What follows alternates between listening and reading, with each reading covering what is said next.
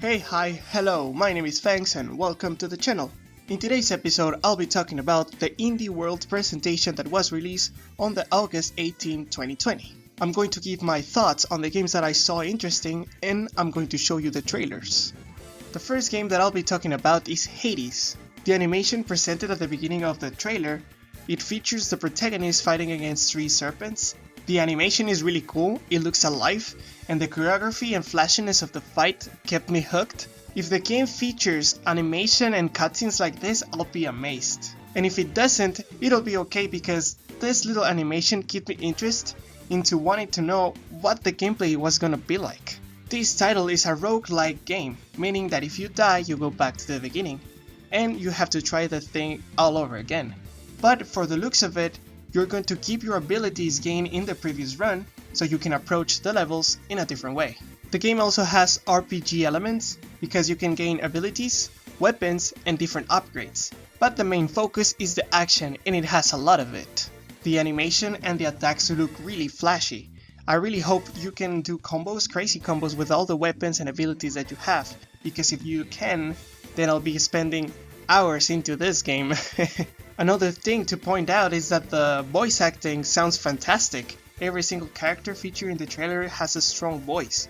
The only one that sounds like he's whispering is the protagonist, but his voice is really cool, he really sounds like a young protagonist. Long story short, the game features a lot of action, a lot of bosses, a lot of fights. It has amazing art and designs, it has good animation, and it really convinced me. I'm totally gonna give this game a chance. Spiritfarer is a game with beautiful character design, everyone looks really friendly. The animation is really smooth, and everything moves so it makes the world feel full of life. You can platform and explore different areas in this world, and you're going to have the tools and abilities that will help you out gather resources.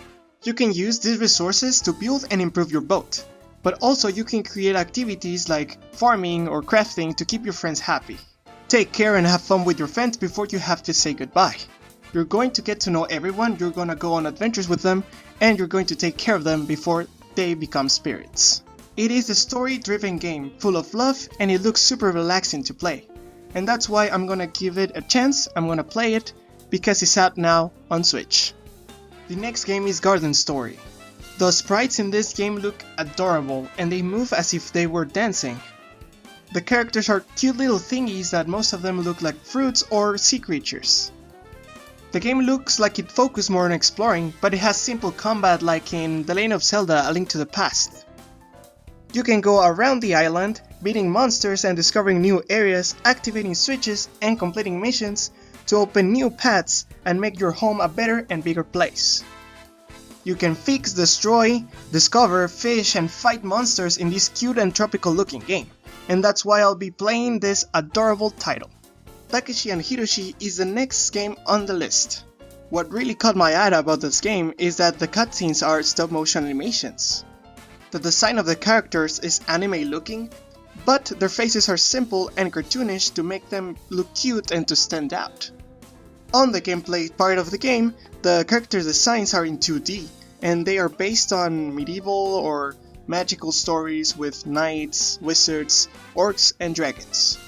Also, the game is a traditional RPG with you leveling up to become stronger and to unlock new abilities, and you are also getting new party members to help you in battle. The story of the game looks like it's going to be heartwarming or sad. Takeshi, the older brother, is doing his best to program and design his own mobile video game, and he lets his younger brother Hiroshi to test the game and see the progress. The sad part is that Hiroshi is not doing really good on health, so he's staying at the hospital. So Takeshi is doing all he can to help his little brother and to make him happy. The gameplay might be your traditional RPG, but the story is going to be a roller coaster of emotions.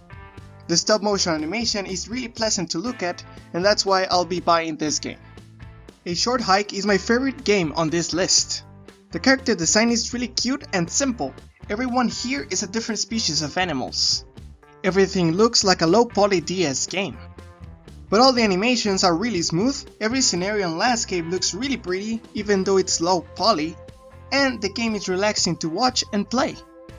The gameplay is just exploration. You can fly around, walk, and even go on boat.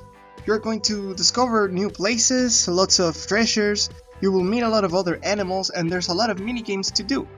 I'm not really sure of what the story is going to be, but as I said before, you're going to be meeting a lot of characters. They are going to be telling you their story, and maybe you'll find or make your own story along the way. This game is a cute little adventure that I'll be playing over and over again. The game Going Under was only shown briefly in the presentation, but I'm going to talk about it because I liked it a lot. This game is super colorful and the characters have cool and silly designs. They move like ragdolls, so it's really fun to see them move around and look at the enemies, throw attacks and all that. The gameplay is like a dungeon survival thingy where you are thrown into a room full of enemies and hazards. You have to beat that room to go to the next one, and so on and so forth until you arrive to the boss battle. The combat looks very fun and flashy. The game gives you the chance to buy new abilities and weapons, and of course there's a lot of bosses to fight against. The story is that you are in an internship and looking for improvement, but for some funny reason you're fighting against enemies. It looks like a fun action-packed game and I'm definitely gonna give it a try. The last game I'll be talking about is the Untitled Goose Game. The game is getting a 2-player update. In this game you control a goose and go around town making pranks and bringing chaos to everyone in a fun and silly way. But now that fun is going to be double because you can play this game with a friend or family. And that's it for this episode of A Bit of Talking. Thank you so much for watching, I hope you really enjoy it. Subscribe to see more of this show, and see you in the next episode. Bye bye!